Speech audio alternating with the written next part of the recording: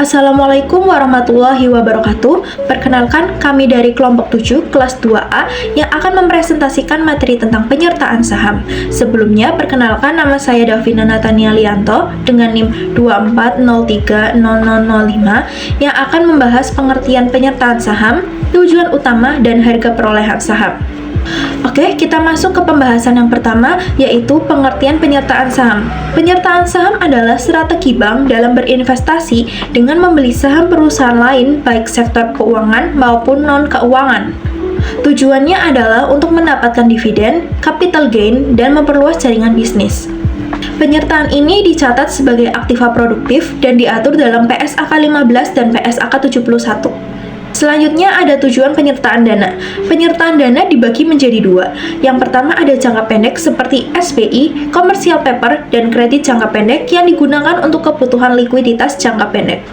Dan yang kedua ada jangka panjang seperti kredit investasi, obligasi, hingga aset tetap yang digunakan untuk mendukung proyek besar. Meskipun berbeda jangka waktunya, tujuannya sama, yaitu mengelola dana agar tetap produktif dan menghasilkan keuntungan. Pembahasan yang ketiga ada harga perolehan saham. Harga perolehan saham sendiri adalah jumlah kas yang dibayar ditambah biaya langsung.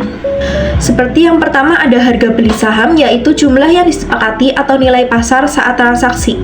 Yang kedua ada komisi transaksi, yaitu biaya dari lembaga keuangan atau broker.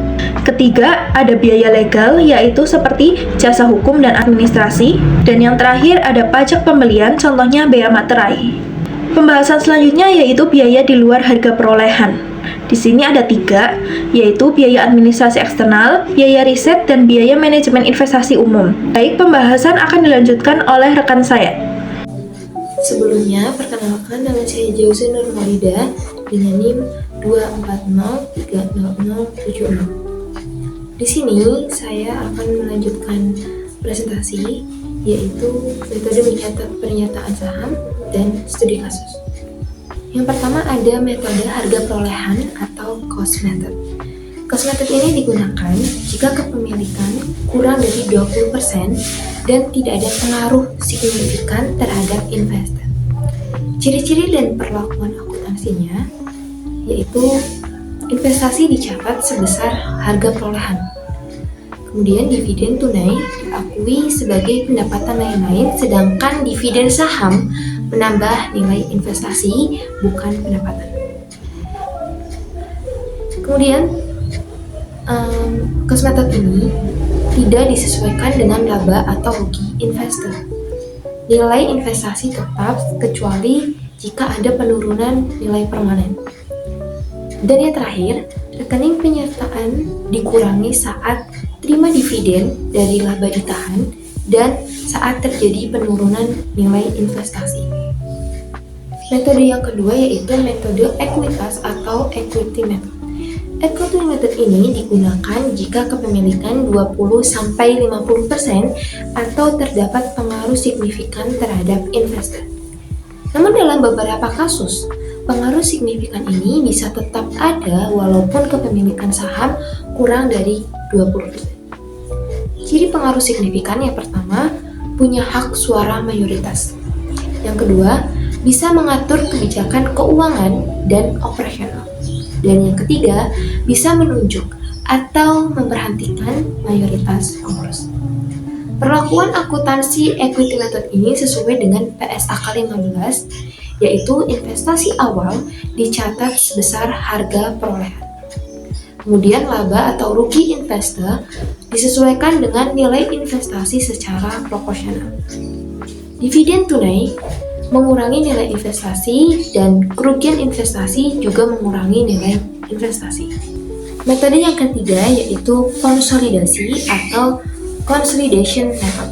Consolidation method ini digunakan jika bank mengendalikan penuh perusahaan investor, biasanya dengan kepemilikan lebih dari 50% atau punya kekuasaan mengatur kebijakan keuangan dan operasional.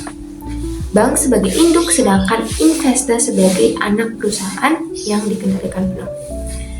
Perlakuan akuntansi dalam consolidation method ini menggunakan PSAK 65 dengan laporan keuangan induk dan anak digabungkan penuh. Kemudian saldo investasi saham dieliminasi terhadap ekuitas anak saat akuisisi. Yang ketiga, kepemilikan non-pengendali disajikan terpisah dalam laporan keuangan. Dan yang terakhir, transaksi antar entitas grup dieliminasi agar tidak menggandakan pendapatan atau aset. Selanjutnya yaitu ada studi kasus. Studi kasus di sini menggunakan metode harga perolehan atau cost method. Pada tanggal 1 April 2022, Bank Kredora membeli 100.000 lembar saham PT Ventura dengan harga 4.000 per lembar dan kurs pembelian sebesar 101%. Kepemilikan ini mewakili 5% dari seluruh saham PT Ventura. Biaya pembelian saham sebesar 2 juta. Pada tanggal 31 Desember 2022, PT Ventura memperoleh laba bersih sebesar 1 miliar. Pada tanggal 28 Februari 2023, PT Ventura membagikan dividen tunai sebesar 70% dari laba kepada pemegang saham. Untuk perhitungannya, yang pertama harus dihitung adalah nilai pembelian saham. Nilai pembelian saham ini diperoleh dari berapa jumlah lembar saham yang dibeli dikali dengan harga per lembar dikali dengan kurs pembelian. Jadi 100.000 lembar dikali 4.000 rupiah dikali 101% sama dengan 404 juta rupiah. Sehingga total ini diperoleh dari nilai pembelian saham ditambah biaya pembelian saham. Jadi 404 juta rupiah ditambah 2 juta rupiah sama dengan 406 juta rupiah. Kemudian yang perlu dihitung selanjutnya adalah dividen tunai. Dividen tunai ini diperoleh dari seberapa persen laba yang akan dibagikan dikali dengan laba bersih dikali dengan kepemilikan saham. Jadi 70% dikali 1 miliar rupiah dikali 5% sama dengan 35 juta rupiah. Selanjutnya ada jurnal.